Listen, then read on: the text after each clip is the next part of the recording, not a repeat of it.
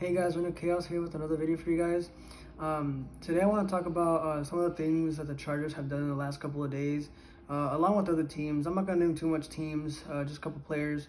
Um, so let's get started, guys. So number one is the Chargers today announced the releasing of veteran cornerback Casey Hayward Jr., who we've all known to love. He came in as a someone who we didn't really know he was gonna pan out due to the fact that who he was more of a slot corner, and at the time we didn't really need that. And well, we did need a slot corner, but we had pretty decent cornerbacks at the time. I believe we had Brandon Flowers and we had Sharice Wright and some dude named something Williams. Those two ended up not being that well, and Casey Hayward Jr. ended up panning out his very first season. As you guys know, he ended up getting like 60-odd tackles and led the league with 7 interceptions. By far his best season with the Chargers, but goes to show that he ended up being one of the better cornerbacks in the league. I think since 2017, he was ranked the 3rd best corner in the league as far as coverage, interceptions, tackles, all together. He played, I believe, 65 games with us. Sorry, 68 games, but he only played for us in 65 due to 3 games of being injured, which is pretty good, guys. I mean, we haven't had a player who has not been injured. Literally, like our team, as you guys all know, Chargers have one of the worst strength and conditioning coaches, which I don't know why we haven't done better on that. But either way, let's get back to what we really want to talk about. So either way, Casey Hayward Jr. was let go. He saves about $9.75 million for the cap, which is pretty good. I think before the release of Casey Hayward, we had around 32, 33 million at most. We were one of the higher teams when it comes to the cap salary. But right now with the releasing of Casey Hayward, it brings us up to about 43.2 million, which is a little bit more. We're going to need this money to re-sign key players. We also earlier in the week, we released the offensive guard Trey Turner, who we acquired off on a trade with the Carolina Panthers, I believe sometime last year. It was straight up player for player. It was Russell Okung for Trey Turner. They both didn't pan out for either team, as they're both becoming free agents. We also released linebacker Malik Hooker.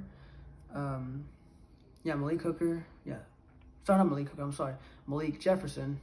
Sorry, I'm even talking about the Colts safety. So Malik Jefferson was released. He stays about with him being cut. We save about $750K to $850K.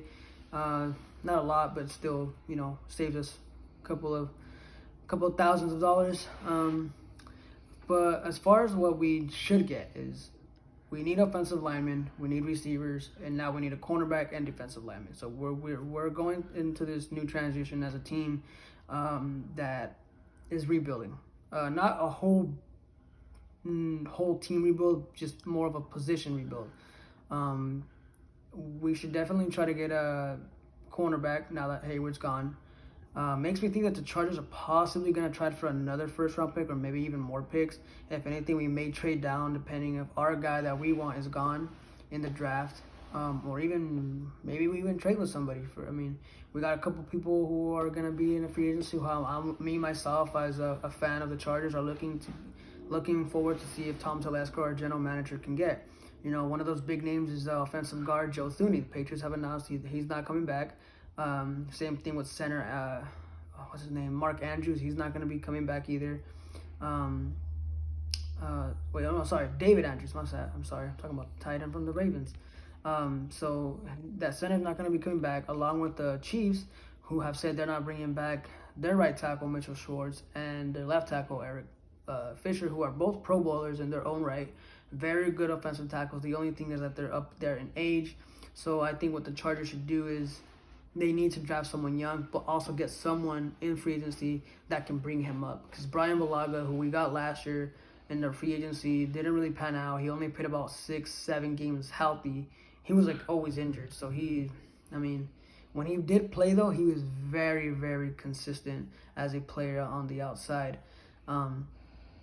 We're gonna literally build this whole offensive line, guys. Our left tackle's gone, our left guard is gone, center's gone, and right guard is gone.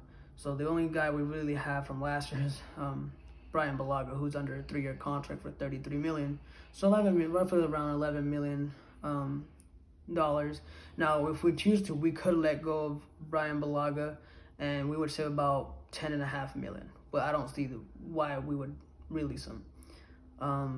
But just the players I think we should get is, like I said, I think we should get Mitchell Schwartz, or try to get Mitchell Schwartz, Eric Fisher, David Andrews, Joe Thuney. And if we're going to go cheaper as far as that, we could always try to go for the left guard of the Buffalo Bills, who is John Feliciano. He's a pretty solid run blocker.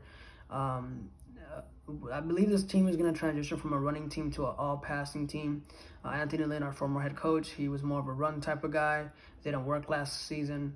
And now that the passing game is going to be a little bit more because of Justin Herbert, look for Austin Eckler to have a big year, guys. Not only just in the passing, but also in the run, if he can stay healthy, along with Justin Jackson and Joshua Kelly. So as far as that, guys, I mean, defensive linemen, I can't tell you who we should get, because there's just going to be so much depth into the free agency and the NFL draft. Cornerbacks, not really a lot of cornerbacks who we should try to get. If we're going to go young, like I said, it's not going to be a lot of guys. And it's all older heads, Richard Sherman, Casey Hayward, I believe Joe Hayden, all of them, they're all going to be there. I mean, they still can cover, they can cover. But, it's just gonna see what Tom Telesco does at the end of the day. Who knows? Maybe he surprises in the draft. We never know. But as always, guys, thank you for watching. If you've watched this far, always, guys, stay classy. Stay classy. Stay classy. Sorry, I got my camera person behind me to give me a little thumbs up. Stay classy. Stay safe. Always remember, wear your mask when you're going into public places. Doesn't matter if you got your shot or not. COVID-19 is for real, and it's dangerous. And just keep yourself home. If you guys don't need to go out, stay home, stay safe, stay with your family. And thanks, guys.